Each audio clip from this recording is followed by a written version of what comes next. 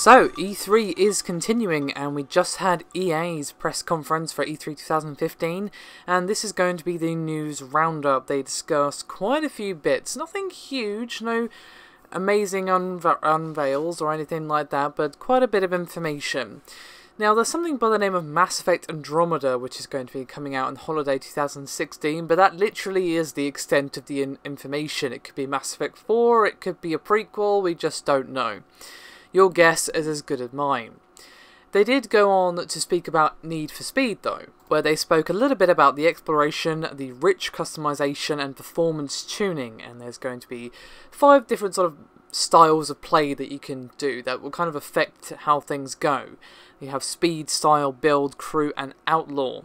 They also unveiled the release date as well, which is going to be November the 3rd. They moved swiftly on to the Old Republic. The first of 2 Star Wars games discussed, and I think we all know they left the best one till last, and they announced there's going to be a free expansion. Now naturally that's free to subscribers, so you'll probably have to pay, they didn't say how much, if you are a free-to-play player. And what is the expansion called, I hear you ask? Well, it's called Knights of the Fallen Empire, and it's going to be a story-driven expansion, and they kept using the words BioWare-style storytelling. And it's going to be apparently driven by player choice, new worlds and companions to get, and as I said, it's free and will be coming out on October the 27th of this year.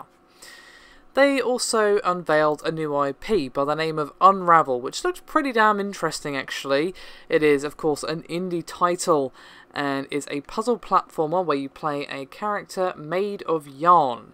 And you basically unravel as you move and you use the yarn to solve puzzles in a physics platformer style environment. Next up was Plants vs Zombies Garden Warfare 2. For the first time the plants are actually on the attack, and there's going to be some new classes as well. And the much requested 4-player co-op mode, which goes by the name of Graveyard Ops. We have the Imp, Super Brains, which is melee, and Captain Deadbeard, which is a sniper. You can of course play solo mode against bots, or with local co-op split screen, which is also pretty heavily requested as well. Now you can transfer characters from Garden Warfare 1 to Garden Warfare 2, so you need not worry about losing your progress. And it will be coming out of spring 2016.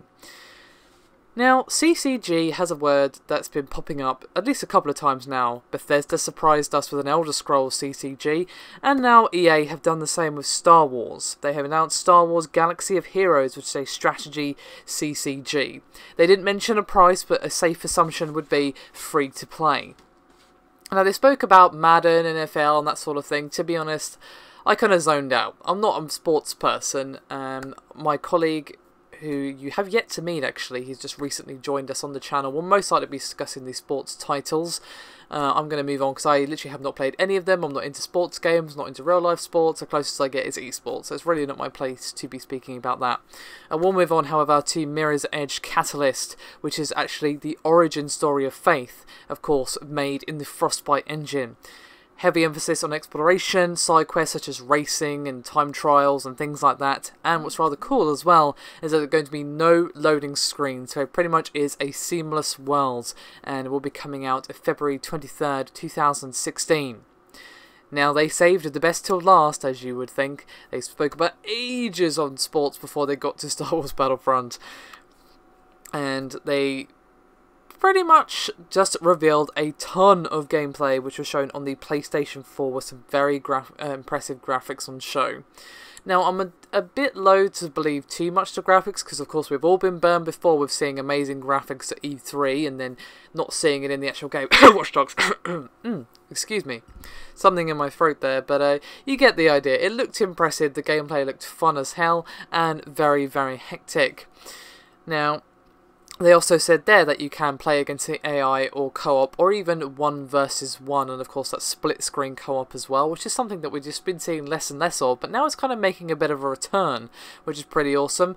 They also reconfirmed 8 to 40 players, and the mode that was shown is Walker Assault, and it's pretty damn nice. If I can find a full trailer, I'm not going to upload it myself as I don't want to risk a copyright strike, but if I manage to find one, I will link it in the description below this video.